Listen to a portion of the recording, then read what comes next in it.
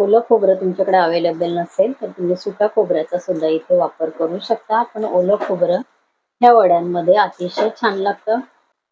रव्याच्या वड्या ह्या आपल्या शिऱ्याच्या वड्या अतिशय छान होतात. पाणी एकदम कमी ठेवायचं नाही, म्हणजे त्या अशा रसरशीत लागल्या पाहिजे खाताना सांगायचं झालं तर, म्हणून पाणी एकदम कमी घालायचं नाही. बघा, मी घेतलेलं संपूर्ण तांब्यावर पाणी इथे 1 वाटी रव्याला मला लागलेलं आहे.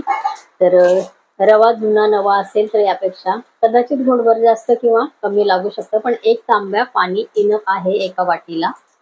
भरपूर होतं ते.